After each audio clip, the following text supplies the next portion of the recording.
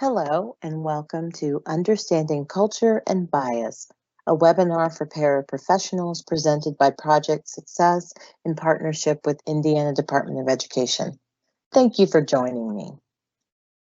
I'm Mary Baker Budisa, your presenter today. I joined the Project Success team 2 years ago, and prior to coming to Public Consulting Group, I worked for 10 years in higher education and program development, and also spent 6 years in education research and assessment. As part of the work that I do at Public Consulting Group and with Project Success, I also support diversity and equity within the company and in my local community. Project Success is part of the Indiana Resource Network, and as such, works to build capacity within districts to ensure that students with significant intellectual disabilities achieve increasingly higher academic outcomes and leave high school ready for post-secondary options. We are committed to fostering learning environments with a foundation of high expectations for all students, and work with educators to improve academic instruction and student communication, and to increase access to general education wherever possible. This slide provides a snapshot of some of the services we provide and the extent of our work throughout Indiana. Before we begin today, let's take just a minute to assess your current knowledge of cultural influences on student learning. As I read each statement aloud, please consider how you would rate yourself on each of them. Use expert if you're completely confident in your knowledge, emerging if you're still learning, or novice if you're brand new to the concept. Please feel free to jot down your answers, or this might be a good time to open up your webinar activities form and note the answers in section 2. I understand how culture influences student behavior, communication, and attitudes toward learning. I understand the types of bias that can exist, as well as the factors that contribute to bias. I understand how bias contributes to my preconceived notions about and influences my interactions with students. I have strategies and effective practices to support students with diverse backgrounds. I know how to support a culturally responsive learning environment as a paraprofessional. Consider this quote from Dr. Pedro Noguera. Understanding culture and bias is part of the framework of unlocking the best practices in connecting with students as learners.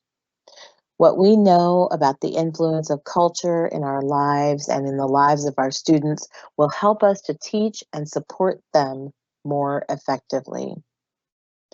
As Dr. Noguera says, we must teach the way students learn rather than expecting them to learn the way we teach. In today's session, we will explore the foundations of culture and bias as we seek to create a more culturally responsive learning environment for all students. We will seek to increase understanding of culture and bias as pieces of the larger framework of a culturally responsive classroom. At this time, if you haven't already, go ahead and open up your webinar activities form. Now you can choose to follow along with the presentation and answer questions as you go, or you can wait until you've viewed the entire webinar before completing the form. As you participate today, our objectives are to help you gain a better understanding of culture and how it influences behavior, to explore personal cultural identity, to explore ways to look at your own personal biases, to examine the influence of bias on interactions with students, and to get a brief introduction to the framework for culturally responsive teaching. In this first section, let's explore culture, cultural identity, and cultural competence. Take a few moments to consider these two questions. You will be asked to provide your answers in the webinar activities form you received via email. How does understanding culture benefit you in your role as a paraprofessional? How might it benefit your students? Understanding culture can help you in your role as a para by helping you to think of the way that you approach students and talk with them.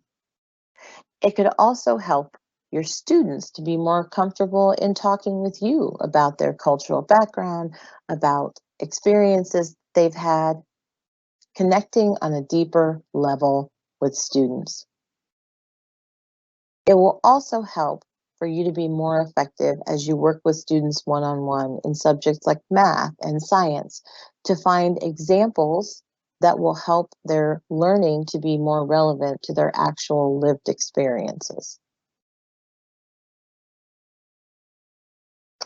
Why is culture important? Well, as educators, our most important job is providing an environment in which all children can safely learn and grow. And as paraeducators, paraprofessionals, we support teachers in creating and setting the tone for that environment, and then having an opportunity to interact with students within that environment requires us to also be culturally responsive. Because teachers are often teaching students who have different cultural influences and experiences than their own, having effective strategies for responding to diverse student needs is crucial. When we talk about culturally responsive strategies, we are referring to the collective teaching practices that promote learning for all students, especially those whose culture differs from the dominant culture in our society and school system. This webinar will aid you as paraprofessionals in doing the inner work of understanding the cultural influences in your own life, those that shape your beliefs, values, and contribute to potential biases. And it will provide the foundation for doing the external work of supporting and connecting with students from diverse backgrounds. Now that we've set the stage for learning about it, what in fact is culture? The social behavior, norms, or rules that make up a society, along with the knowledge, beliefs, arts, laws, customs, capabilities, and habits of the individuals in a certain group, are commonly referred to as the culture of that group. Culture can be expressed in many ways. Some cultural expressions are visible, while others are internal, more intangible expressions. Art, music, food, and language are visible aspects of culture. Values, gender roles, and attitudes represent internal cultural expressions. So, what is culture? Culture also refers more practically to the ways in which we live out or express these cultural influences. For example, a person might have been raised with Catholic beliefs, but not attend a Catholic church as an adult. For an English learner, the language that they speak with their friends at school may be different than the language that they speak at home. So culture has multiple layers and is the intersection of individual cultural identities that come together in a community, in a classroom, or other shared space. And culture is layered in that cultural influences aren't always expressed the same from individual to individual. Like a belief system may not be fully realized in a student or in an adult. They may have adopted certain aspects of a culture, but not all.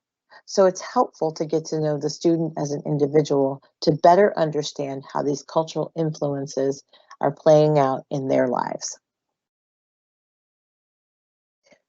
Take a moment to consider this question. You will also be asked to answer this on the webinar activities form. How would you define culture? One possible response is that culture is the collective beliefs, values, practices, and traditions that are shared by a particular group. You might also define culture as food or traditions or things that you can see that a person demonstrates based on their upbringing. Still, another response might be that culture is the language or the practices or the social structure of a group. You might refer to things like hierarchy or government, or even how the families are structured within a certain group of people.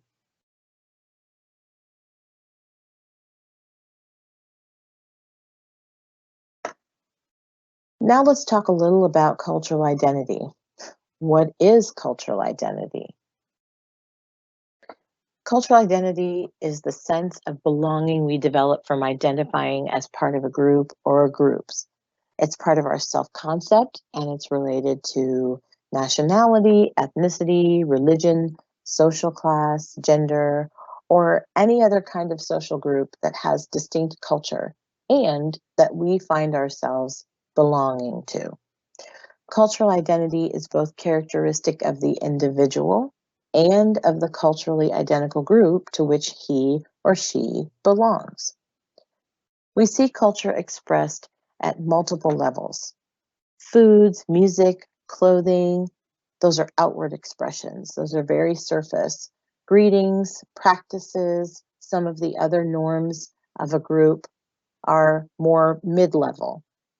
And then the deeper aspects of culture are those that are expressed spiritually, ethically, and through attitude. And these take more observation, more conversation to identify. Diversity then is represented in multiple ways in the classroom. Cultural diversity is evidence of the cultural identities that exist among the students, as well as how those influences and identities play out in their actual lives. And between students and educators in the classroom and other members of the school community, we can observe great cultural diversity based on the aspects that are expressed by the individuals connected. What we perceive as someone's culture or cultural identity is only scratching the surface of who they are in the learning environment. What we know of our own culture only gives our students a limited view of our cultural identity, which means that we're expecting students to know how we perceive the rules, how we interpret the rules with our background and our experiences, and we're expecting them to adapt to that. A better framework is to think about students in their respective cultural backgrounds and in their cultural identity and how those aspects might cause them to interpret rules or to function in a classroom, to see peer groups, to see interactions with authority. So members of a particular group may have some aspects of culture in common, but no two people from any cultural group are identical. In understanding culture, we must recognize that each individual is unique and that they are not wholly representative of a cultural group. We also need to recognize that there are some aspects of culture and cultural influences that will not be expressed by an individual, even though they belong to that cultural group. We need to recognize how those cultural aspects and of their identity can influence their interactions with peers, their interactions with us, and their responses to changes or to situations that arise in the classroom. Why do we need to understand these deeper aspects of culture in the classroom? Because many of the influences that are expressed or that influence behavior that will create tension or discord in the classroom, or that will be barriers to communication, are those that exist at the deepest level of cultural identity. So thinking through how students develop their beliefs, their ethical system and what they understand to be right versus wrong, for example.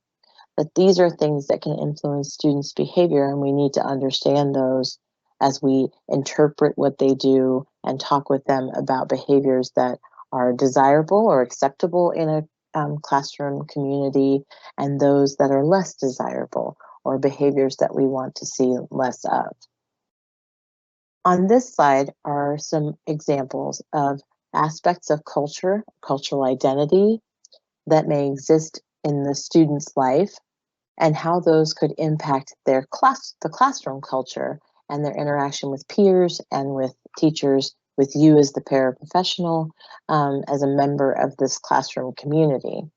So you may have a student who is an English learner, and that student talks with their peers in English, but they also may have peers that they speak with in their home language who are also English learners. So it's important to recognize how those play in the classroom and how those interactions are different when the student is speaking the language they are learning versus a language that is natural to them or that they've experienced since a very young age.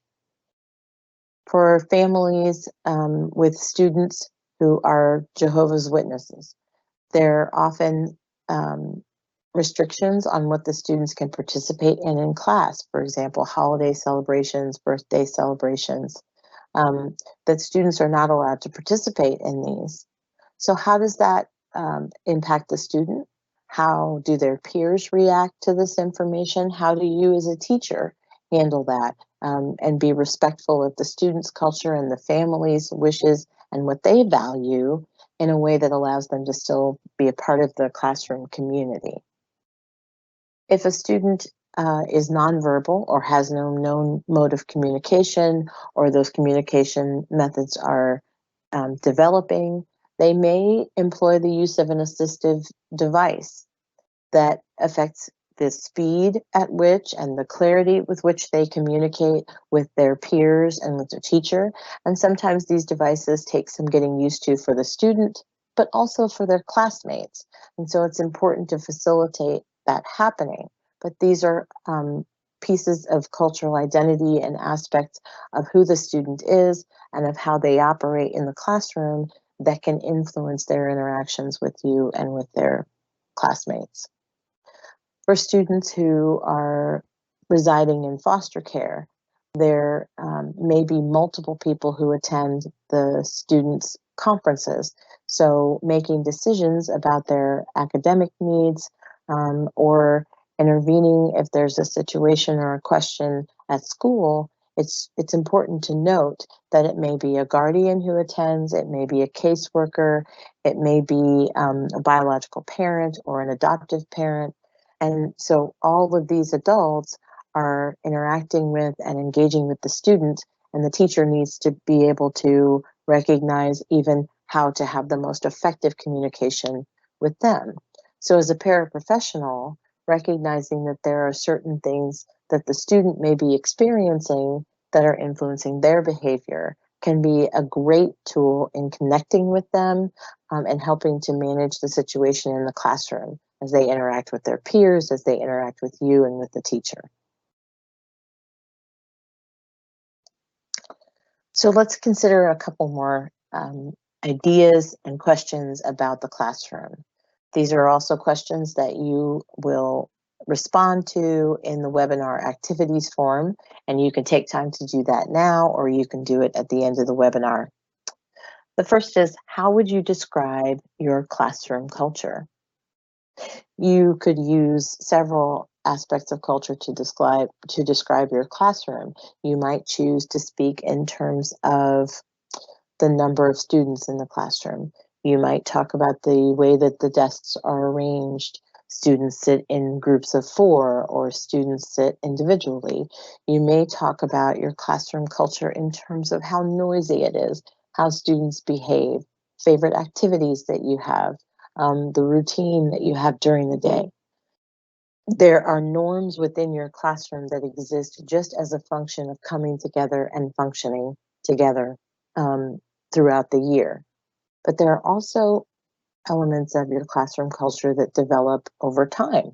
For example, students' names and how well they remember one another's names, or the number of students in a particular friend group that sit together or play together at lunch or at recess, games that the students enjoy, subjects that are their favorites or not their favorites.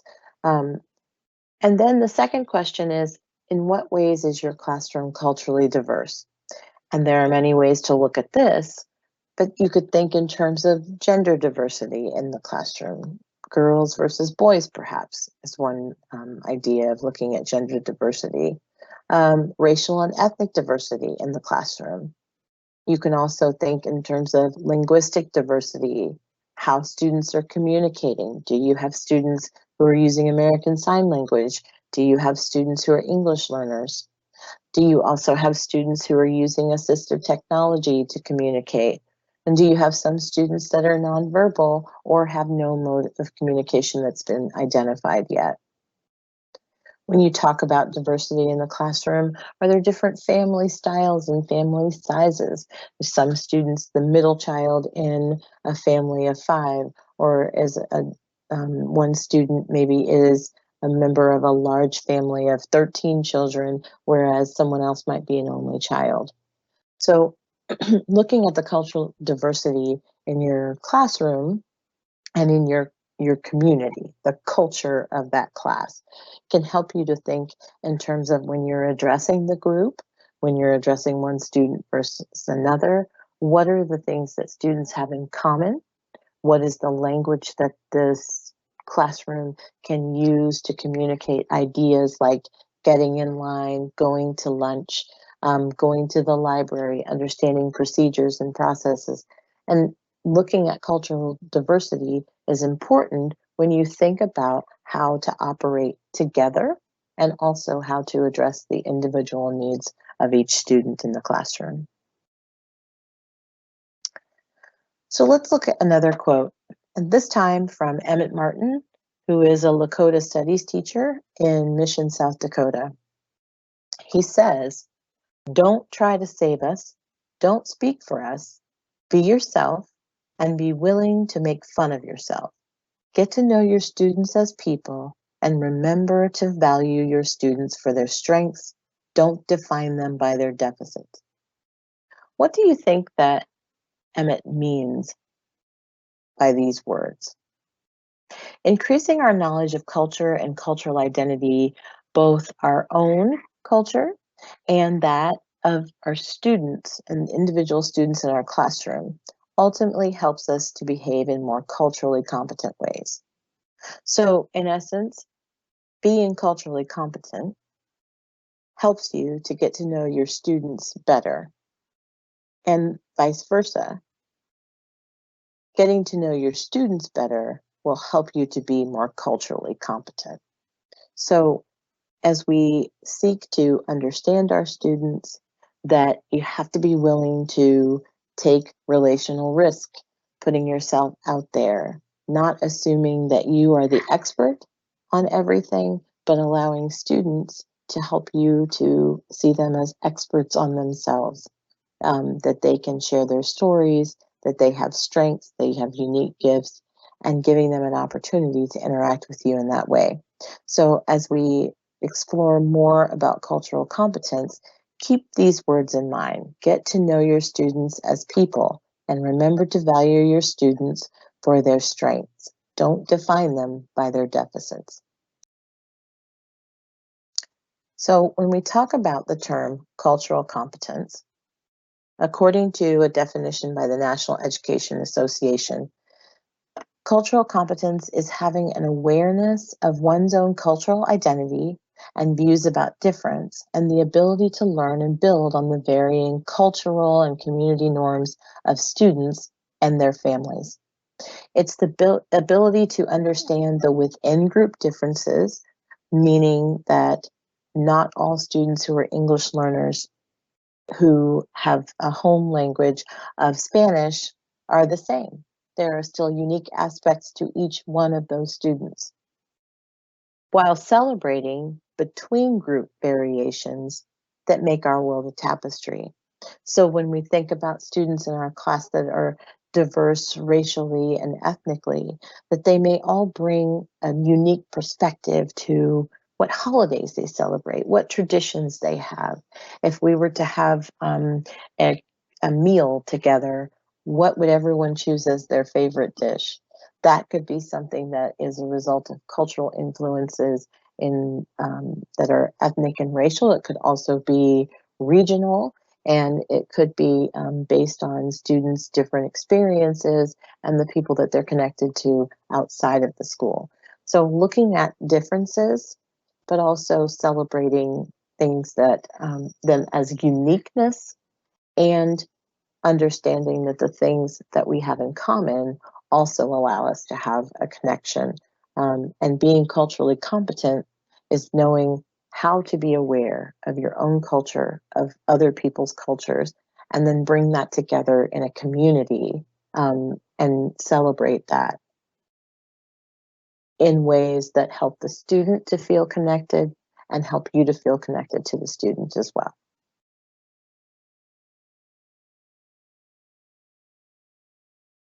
So these next two activities will help you to build your own cultural competence as well.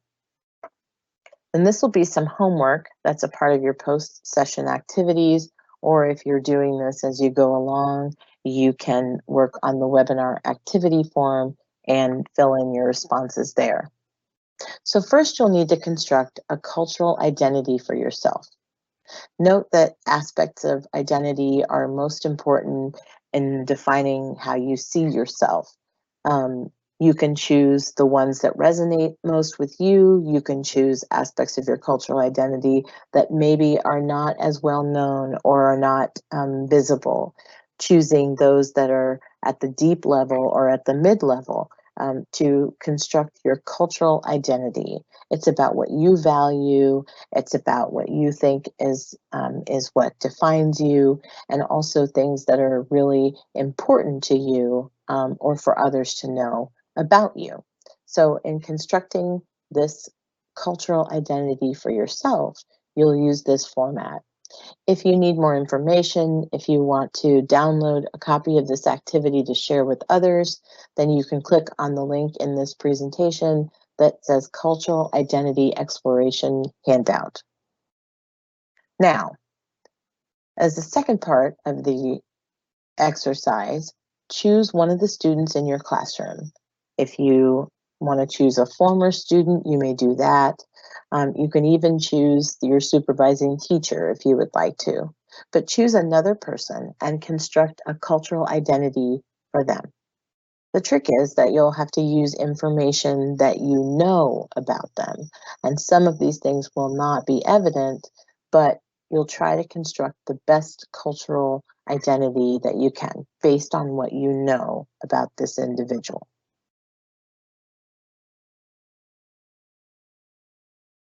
For the next part of the activity, I want you to take the cultural identities that you built in the previous two steps and consider with the Venn diagram, there are two circles, and where the circles come together, that's the area where you would think of listing shared aspects of culture. So you can list them in this physical space if you print out the exercise, and take note of what those areas represent. For aspects of cultural identity that you believe you don't have in common, you'll place those in the appropriate place on the circle. You can do this as a mental exercise. You can print it out and do it as a written exercise, or you can just kind of jot down some notes to help you think through it. But either way, consider that the aspects of your cultural identity that you believe you do not have in common with this other person, that are unique to you, list those on the left-hand side. The aspects of culture that you believe that the student possesses or that the other person that you chose possesses that really are not, don't describe you or your cultural identity. Think of listing those on the right-hand side. So as you look at this list, Do you have more in common with the person than you thought you would? What are the aspects of culture that you have in common? Those shared aspects of culture sometimes make it easier for us to connect with people because we often connect with people who are more similar to us in certain ways, that have the same sense of humor, maybe people who grew up in the same neighborhood and have familiar places that they hung out or schools that they went to. Sometimes those similarities connect us, but the areas that are represented by aspects of culture that we don't have in common, particularly those of the student or the other person that you chose for this activity, are opportunities for us to learn and to grow. These are the areas where we can become more culturally competent by learning to celebrate our differences, by learning to build relationships that connect us, that help to inform us. And in doing this and exploring and becoming more culturally competent, we also give students a unique opportunity to be the teachers, to be the subject matter experts, and to educate us on aspects of their culture and of their life, traditions and values and experiences they've had, which allows for a greater relationship between teacher and student. As paraprofessionals and a supportive person in the learning environment, then being able to have these conversations with students one-on-one as you're assisting them, as you're helping them with work, or providing that added support that they need, you're able to go more in depth into some of these conversations than even maybe the teacher is who's providing instruction for the larger group. So it can be a real opportunity for you to make a connection with the student that helps them to be more engaged in the learning environment and in their own learning. So even as we look at culture and think about the expressions of culture, it's important to note that where these traditions and these norms and these aspects of culture intersect, they can still be expressed differently within members of a single group. Those diverse cultural backgrounds also enrich the classroom through varied viewpoints, ideas, values, and ways of communicating. So our cultural identity is one lens through which we might see the world or evaluate situations or make decisions. However, when we only use the lens of our culture, it can lead to assumptions that affect our interactions with others.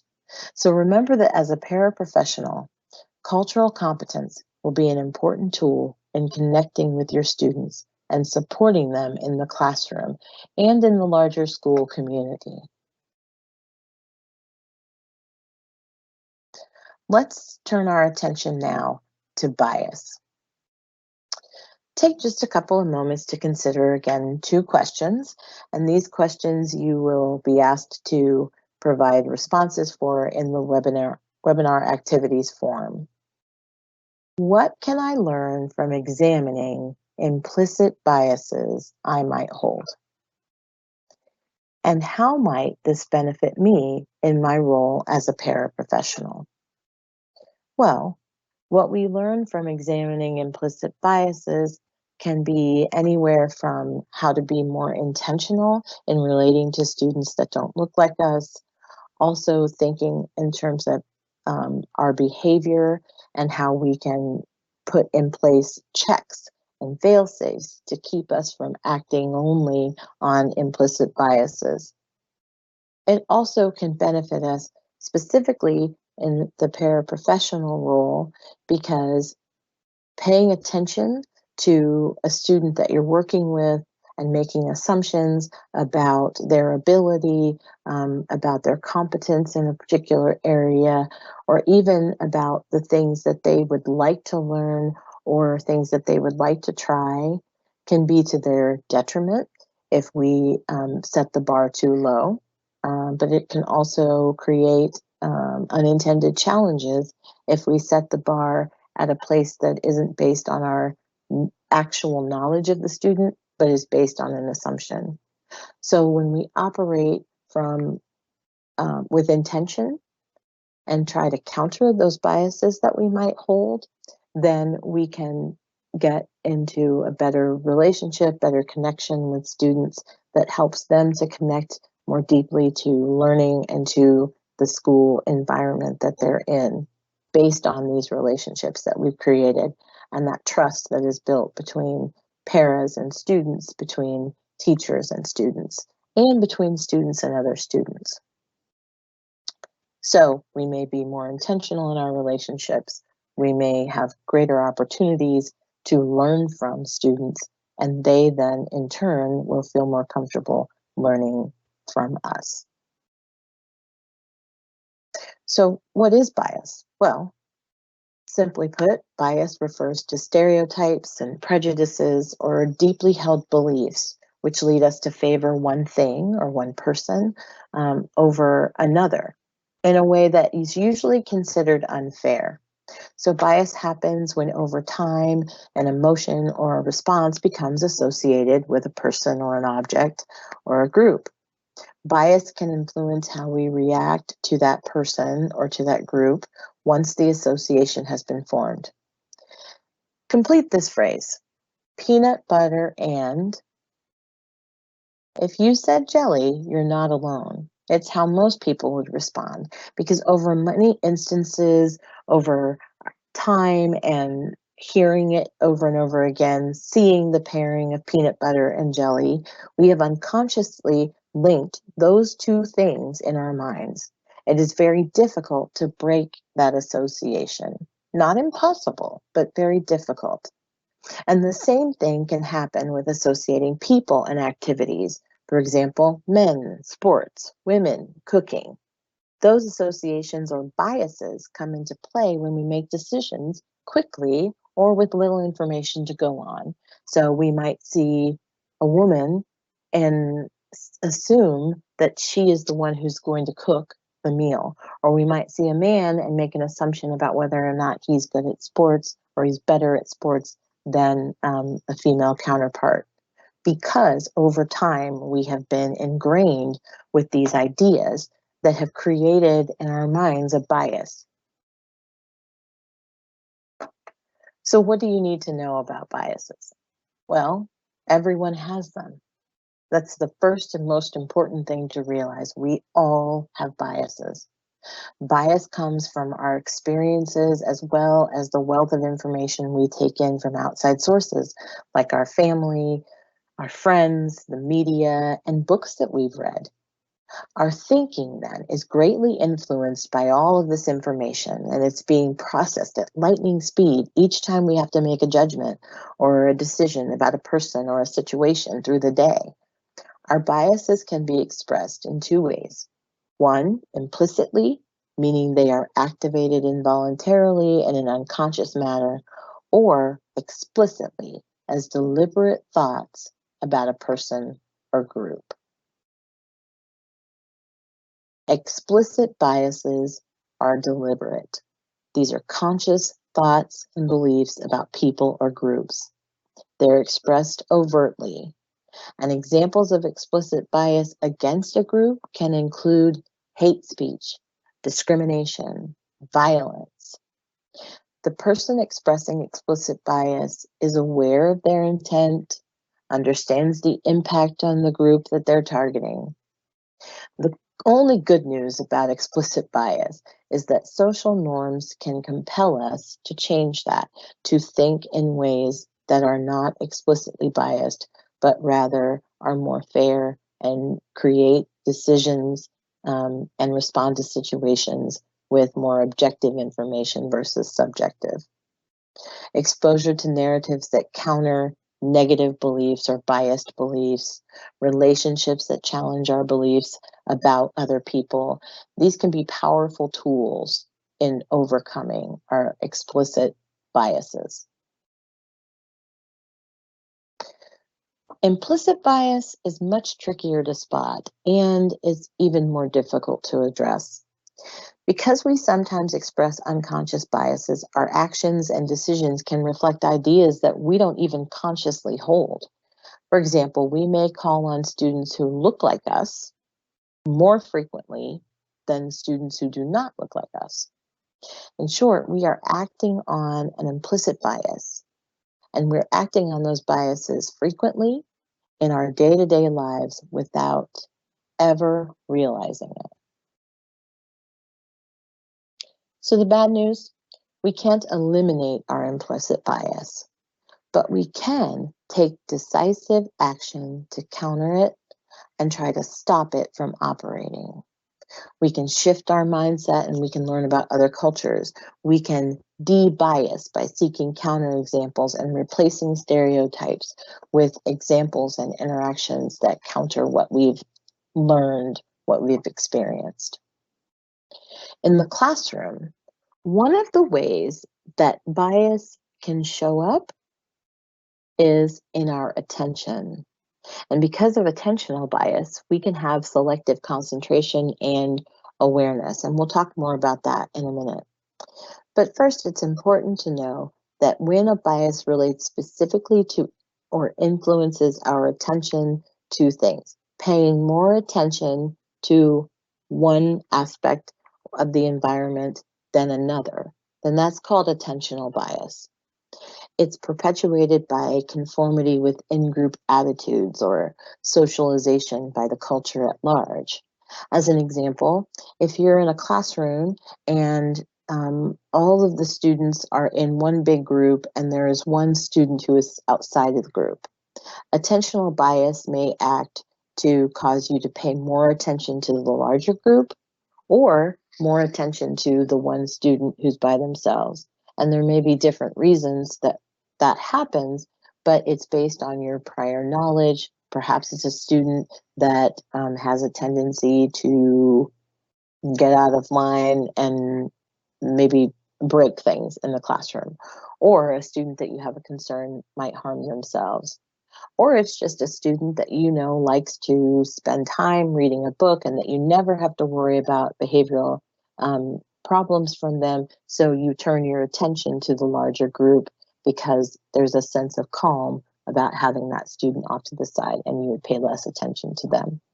But attentional bias is one of the ways that bias can surface in the classroom, and that it's important that we give some thought to how that can happen to us. The following video originally appeared as part of a European safety advertisement. If you follow the directions in the video, you'll see what results you get.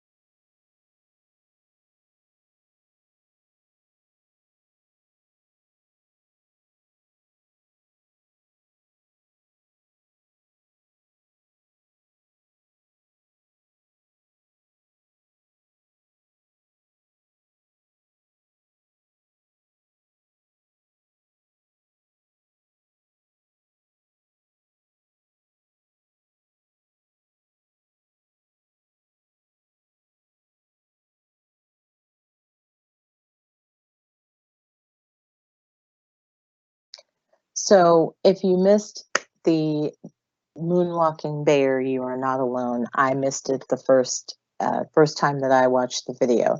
And it's interesting when you watch it the second time and you've been told that the bear is moonwalking through, it makes it easier to see him. But when you're watching for something like for the people in white shirts to be passing the ball, you miss the activities of the individuals who are wearing black shirts, or a bear who's dressed all in a black furry costume, who are doing things that would otherwise maybe be interesting to you.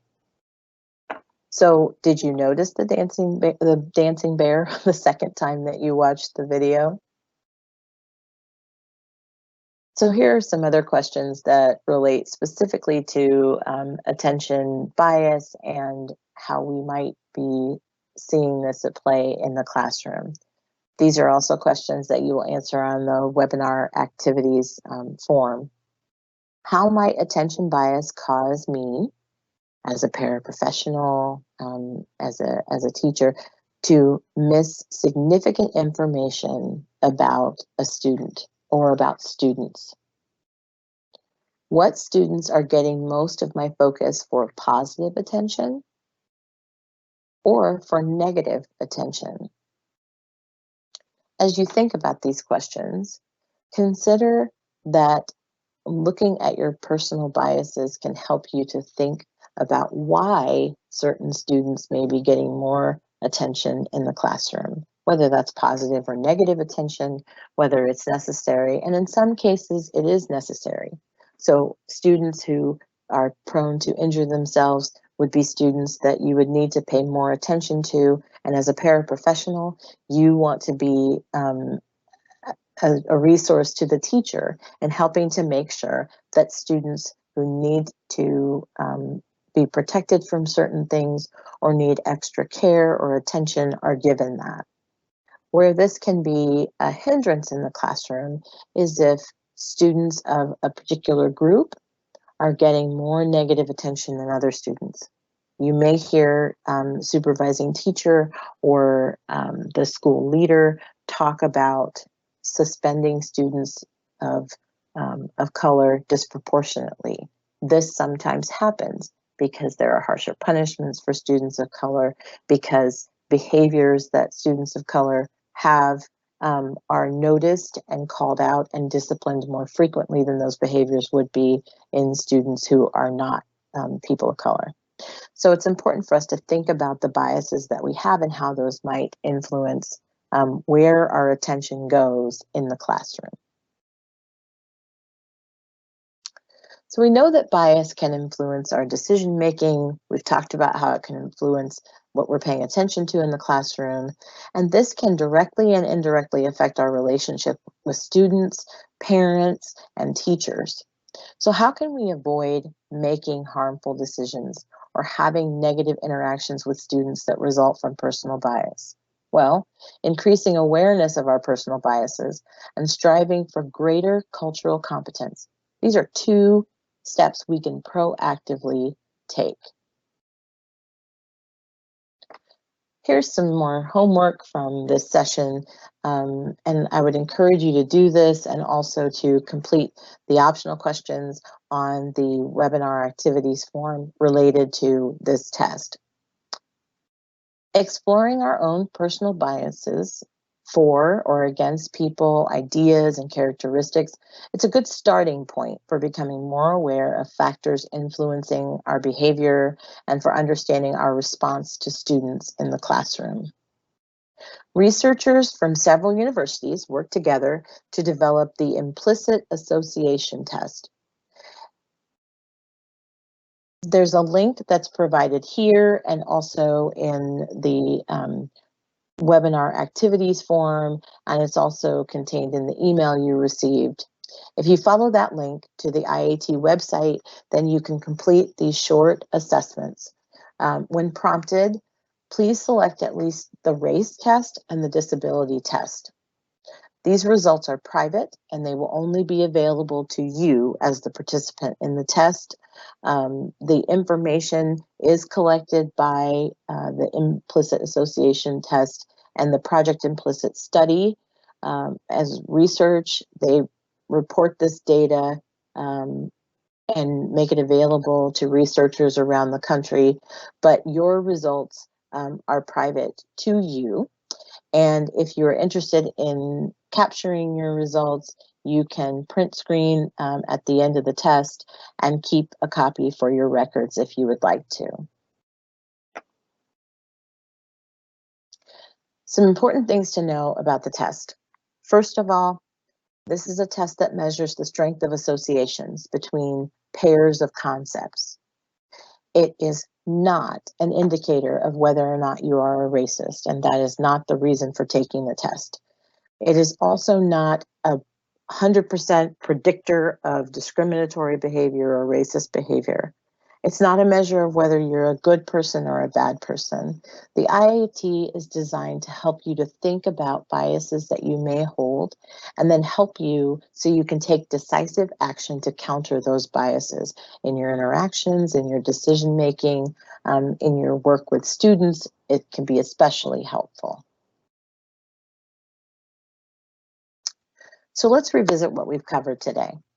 We talked about cultural competence and laid a foundation for what culture is and how, as paraprofessionals, we can support teachers to better provide an environment in which all children can learn and grow, and that environment is responsive to diversity and to diverse student needs. We explored personal biases, and with the IAT, you'll have another tool in your arsenal to look at what biases you might hold, but also to consider what we discussed about attention bias and about the ways that we need to examine our behavior and consider how those are negatively impacting some students and or unfairly impacting some students in a positive way.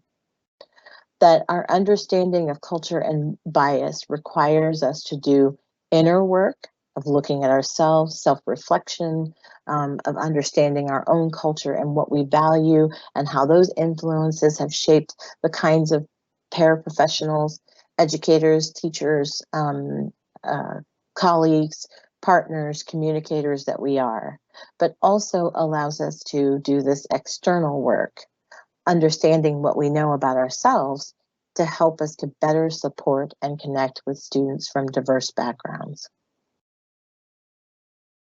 Here are some resources that if you download this presentation that you can click on and explore to continue your learning and growth around culturally responsive classrooms, culturally responsive practices, further exploring bias and understanding how it works in the brain in a series of simple videos, and also looking at culture.